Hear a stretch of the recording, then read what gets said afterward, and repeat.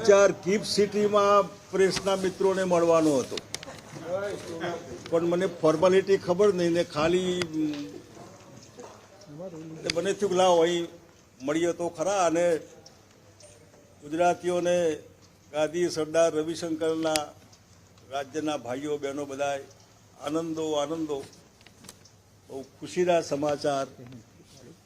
Gift સિટીમાં નવા વર્ષની ગિફ્ટ, એ બી ગાંધીજીના નામે બધેલું ગાંધીનગરના શહેરમાં. સરકારે આટલા વર્ષે જે કંઈ હિંમત કરી થોડીએ, એને હું અભિનંદન આપું છું. કારણ કે આ નીતિ અત્યારે હાલ જે અમલમાં છે, ગિફ્ટને બાદ કરો, એ દંભી નીતિ છે, કૃત્રિમ. તમે દીવમાં મળતું હોય, 2 ડગલા આમાં હોય એટલે વાત પૂરી.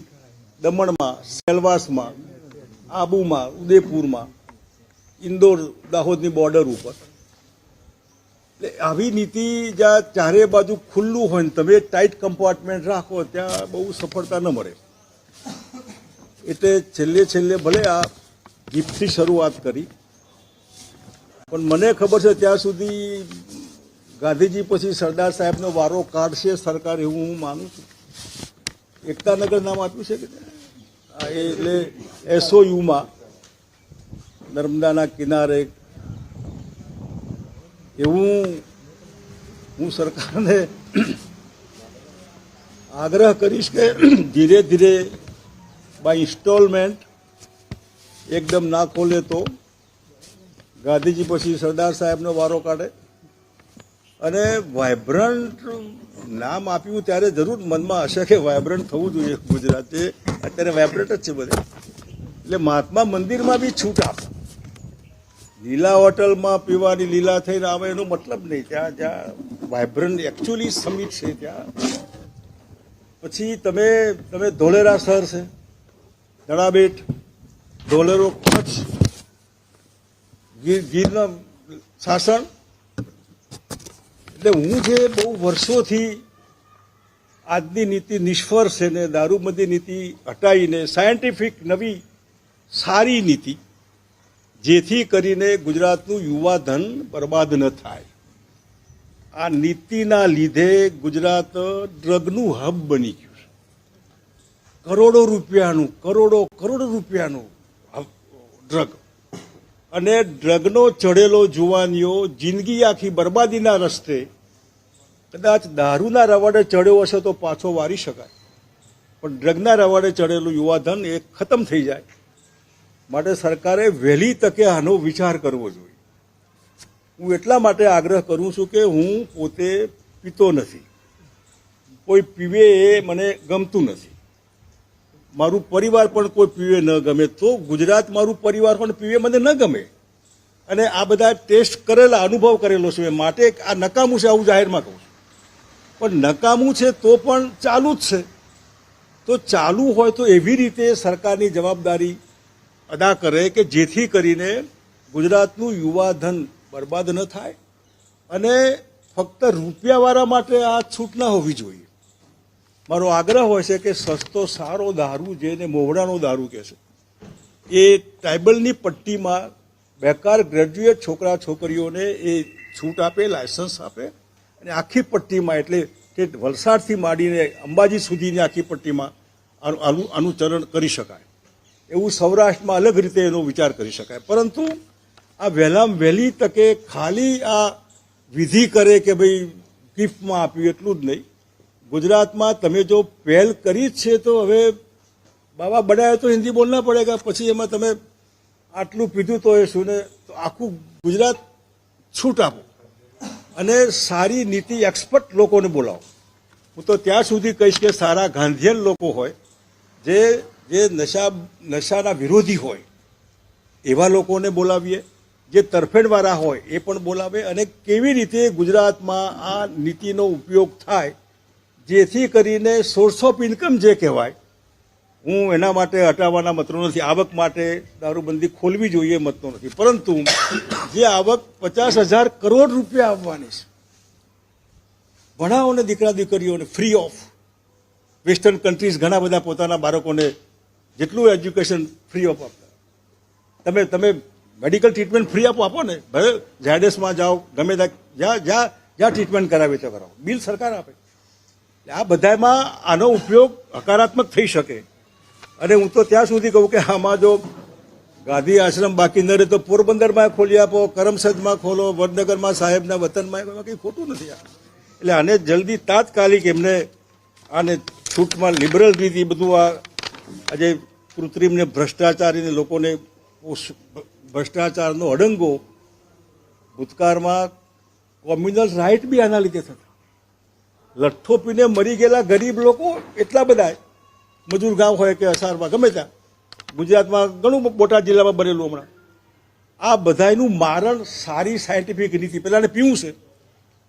હું ભરૂચ ગયો તો અને માલપુર મેઘરજમાં 25-30 વર્ષની વિધવા બહેનો, અમારા ઘરવાળો લઠ્ઠા જેવું પીને મરી ગયો વહેલો, તો એને તમે મવડાનું આપો ને, એને પીવું જ છે.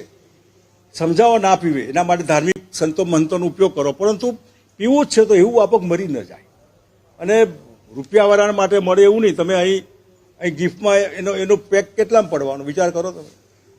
હવે શું સિસ્ટમ છે ખબર નહીં, મને બધા ત્યાં લઈ જવું, પણ ત્યાં મેળ ના પડે તો, એટલે કે લાયસન્સ લાવવાનું વગર. અને ઘણા જે ઉદયપુર લગ્ન કરે છે, હમણાં હું એક લગ્નમાં ઉદયપુર ગયો હતો. મેં કીધું ઉદયપુરનું શું કારણ છે? કારણ એમ કે સારું રહે એમ. ત્યાં અમદાવાદ શું વાંધો કે ના, ત્યાં સારું ના રહે. તો ઉદયપુરને ત્યાં કરોડો રૂપિયાનો ખર્ચો પાછો, એવું નહીં. તમે ગિફ્ટ સિટીમાં ઉદયપુરનો પેલેસ બોર્ડ લગાવી દેવાનું, ગિફ્ટ સિટી. એટલે આ બધામાં આ ગિફ્ટ સિટી પૂરતું મર્યાદિત ન રહે. હું દેશના બે મહાનુભાવો નરેન્દ્રભાઈ અને અમિતભાઈ, એમને કહીશ કે તમે આ પ્રમાણે ગુજરાતની જનતાનું ભલું ઈચ્છતા હો તો ચોરી છુપીથી લોકો પીવે છે, ખરાબ પીને મરી જાય છે, નાની ઉંમરની બહેનો વિધવા થાય છે, અને બુટલેગરો બેફામ થઈને કરપ્શન, અધિકારીઓ ગોડફાધરો એમના, એ બધામાંથી બચાવવા માટે ગુજરાતની આબાદી સારી રીતે આ સમજે કે ભાઈ અમારા ભલા માટે આ પોલિટિકલ ઇસ્યુ છે જ નહીં. અને ગાંધી સરદાર, હું વારે ઘડીએ કહું છું કે ગાંધીજી ગુજરાતનો હું કામ શીખો મારો, ગાંધીજી એકલા નહીં પીવું જોઈએ, એના હિમાયતી ગાંધીજી હતા, સરદાર સાહેબ હું પણ છું. પણ તમે દિલ્હીમાં માની લો સરકાર બીજેપીની હોય કે કોંગ્રેસ, ત્યાં છૂટ, કર્ણાટકમાં છૂટ, મહારાષ્ટ્રમાં મુંબઈમાં છૂટ, ગુજરાતમાં એ જ કોંગ્રેસ એ બીજેપી. તો ડબલ સ્ટેન્ડર્ડ નહીં હોય. એને આમાં કોઈ નીતિ, પાર્ટીની નીતિનો સવાલ જ નથી, પબ્લિકની નીતિનો સવાલ. અને પબ્લિકને ગાંધીજી સરદારના નામે બહુ થઈ ગયું. હવે ગાંધીજીના નામે બહુ એ નહીં. તમે પોરબંદર જાઓ તો શિકાગો કહેતા પોરબંદરને, બહુ મોટું તોફાનીઓનું શહેર હતું જે તે વખતે. અત્યારે સારું છે. એટલે મને થયું કે લાવો આ બધા મિત્રોનો આગ્રહ હતો, કંઈક વાત થાય તો સારું. એટલે મોડા પણ સરકારે આ હું એને સમજ આવી. અને આનાથી ઉદ્યોગોમાં વધવાનું એ મતનું નથી. ગુજરાત તો નંબર 1, નંબર 2 રહેલું છે. આવી નીતિ હોવા છતાં industrial investment is concern Mumbai number 1 હોય, આ ગુજરાત નંબર 1 હોય, એક બે ઠેકાણે ચાલ્યા કરે. આ નીતિ હતી તો પણ ગુજરાતમાં ઇન્વેસ્ટમેન્ટ આવે. ઇન્વેસ્ટમેન્ટ લાવવા માટે આ નીતિ કાઢી નાખવી જોઈએ, મતરું નથી, જરા ખોટું છે. આ હતું તો આવ્યું છે. અને બેન દીકરીઓની દલીલ ઘણા બધા મિત્રો કરે તો મુંબઈમાં આપણી દીકરીઓ છે, દિલ્હીમાં છે, ને કલકત્તામાં છે, ને બેંગ્લોરમાં છે. એમાં એટલે આ બધું લોજિક હવે આ જમાનામાં ઠીક નથી થતું. એટલે મને થયું કે તમને બધાને, તમારા બધાના માધ્યમથી હું આ તમારા તરફની ખુશી વ્યક્ત કરું ને. અને આ છાકટા થવા માટે નથી, આ તમારી જાત બરબાદ કરવા માટે નથી, બેન દીકરીઓની મશ્કરી કરવા માટે નથી, પીને બેફામ ગાડી ચલાવવા માટે નથી. ઘણા વ્યસનથી પીતા હોય છે, ઘણા કંપની આપવા પીતા હોય છે, અને ઘણાને આનું વ્યસન લાગી ગયું હોય કે પીધા વગર ચાલે, એ ગમે તે કરવાનું. અને એને સારી રીતે તક અપાય કે લે બીતું આ એ એફોર્ડ કરે. ફક્ત રૂપિયાવાળા નહીં, આ મોવડાની વાત મેં એ કરી. અનાજમાંય બનતું હોય, જુવારનો, ચોખાનો, બધા જે થતું હોય બહુ આપણને ખબર નથી. પણ આ ગૃહ ઉદ્યોગમાં અને શું કે કયું છે સરકાર બે ચાર કંપનીઓ હે ના કંઈક એને કુટીર ઉદ્યોગ હે આ કુટીર ઉદ્યોગ આખા ગુજરાતમાં અત્યારે ચાલે જ છે, પણ નદી કિનારે ચાલે. પેલો અત્યારે તમે જાઓ તો ચાલે, આપણા મંત્રીઓના બંગલાની પાછળ જ જાઓ ને, 1 કિલોમીટર એવો નથી કે જ્યાં કોથળીઓ ના પડી છે. આ વાસ્તવિકતાનો વિચાર સ્વીકાર કરવો જોઈએ કે આ છે, તો કેવી રીતે એને રેગ્યુલરાઇઝ કરાય, જેથી કરીને લોકો ખોટા ન મળે અને હેરાન ન થાય. આટલી વાત કહેવા માટે, અને હું તમને ખાલી ઠંડુ આઈસ્ક્રીમ ખવડાવીશ અને ગરમ સમોસા ખવડાવીશ. આવું કોઈ પીણું સર્વ નહીં કરું. આખા ગુજરાતમાં છૂટ થાય તો પણ જ્યારે મળવાનું થાય ત્યારે આ પીણું આપણી સેવામાં નહીં હોય. પણ ગિફ્ટ સિટીમાં તો ટેસ્ટ કરવા જવું હતું, પણ નહીં, હા મેન નહીં પડ્યો.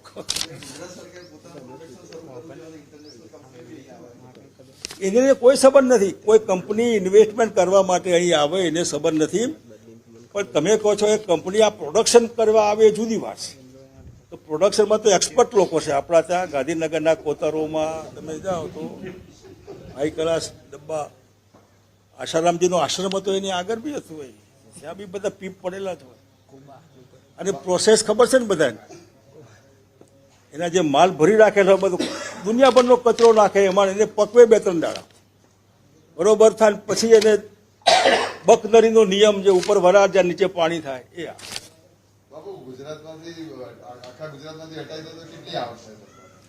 લગભગ અત્યારે હાલના દિવસમાં તો 50,000 કરોડ. અને 50,000 કરોડમાંથી તમે વિચાર કરો કે તમે એજ્યુકેશન ને હેલ્થ, જેમાં ગુજરાત અત્યારે શિક્ષણમાં જે પ્રાઇવેટીકરણ થઈ રહ્યું છે ને બેફામ ફી લેતા હોય, લો સરકાર આપે. દવાખાના તમે જુઓ તો કેટલા બધા નીકળ્યા નવા. દવાખાનાની ફી બી સરકાર આપે ને, ભલે પ્રાઇવેટમાં ટ્રીટમેન્ટ કરાવો. આ રૂપિયા જે તમારા આજે નથી, તમે રાજસ્થાન કમાય એ કરાય, બુટલેગરો કમાય, અધિકારીઓ ભ્રષ્ટ હોય એ કમાય. અને કમાય એટલે કલ્પના બહાર ના કમાય. સાબરમતી જેલમાંય મળે ને, જેલમાંય મળે ને બધે મહેલમાંય મળે. પોલીસ કમિશનર કચેરીમાં ડબલા પડેલા, સચિવાલયમાં ડબલા પડેલા, બાથરૂમમાં પડેલા હોય, બીએના ડબલા હોય. આ બધું છે તો ઢાંક પીછોડો નહીં કરવું. આને સ્પોટીલી સ્વીકારવું જોઈએ કે આ ન્યુસન્સ છે. સરખું કેમ કરાય, બસ એના માટેની વાત છે. ને મને શું કે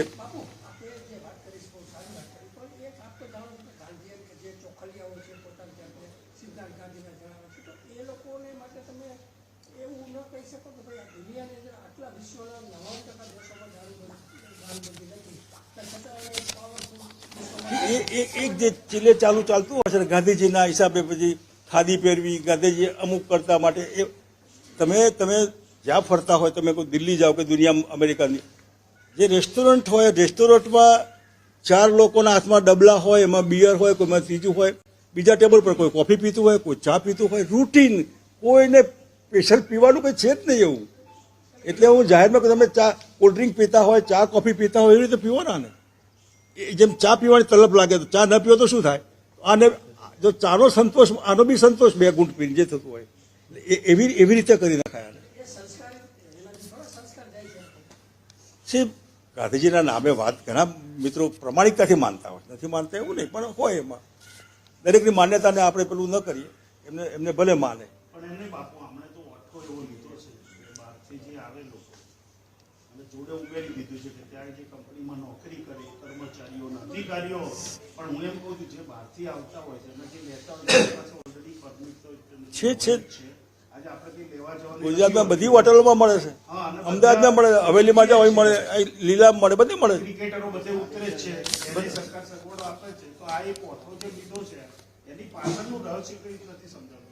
આનું રહસ્ય કૂતરાને મારવું હોય તો અડકાયું છે એમ કેવું પડે. પછી પબ્લિક વળી જાય કે ભાઈ તમે આ ખોલી નાખ્યું, કઈ રિએક્શન બધા ખુશ છે તો પછી ખોલી નાખો. આ એમને વાતનો એક દાણો દબાયો, ચડેલો છે તો બધો ચડેલો જ હોય. એક દબાવો, બધા દબાવો. તમે અહીંની તમે પોરબંદરમાં છૂટ આપો, તમે નમો સ્ટેડિયમમાં છૂટ આપો, તમે ગાંધી આશ્રમમાં છૂટ આપો, તો પણ કોઈ કંઈ જ ન થાય. આમાં કંઈ છે જ નહીં.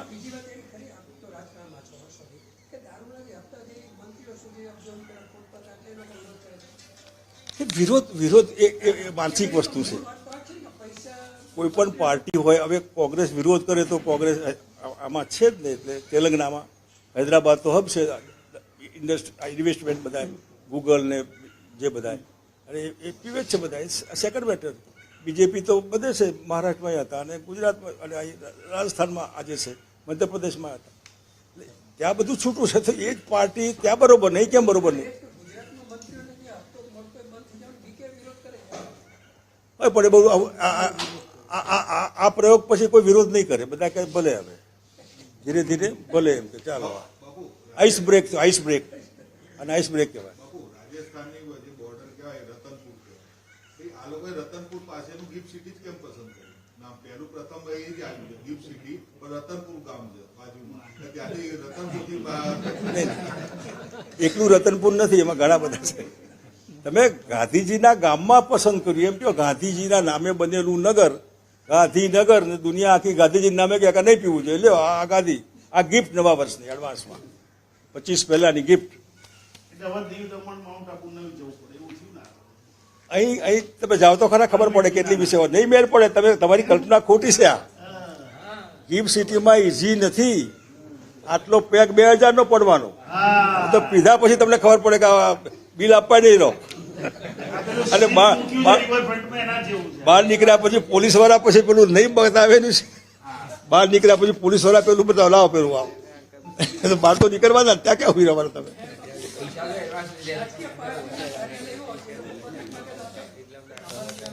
ઉપર કાલે તમે એક આટો મારી આવો, અમને સમજાવો, ખબર પડે કેવી રીતે. બીજું કઈ કહો? Thank you. નાસ્તો લાયા છે, આ તો વગર ઓ લાયા છે. પેલું લઈને બેઠા હશે તો શું થશે? આ કોઈ વચમાં હિંમત જ નહીં કરે આવવાની.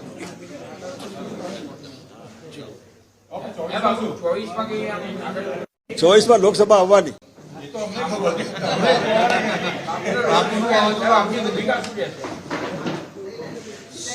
રોલનું એક બાજુ થાય બદતું નથી હોતું. પછી અત્યારે આ વિષય બદલી જશે અને વળી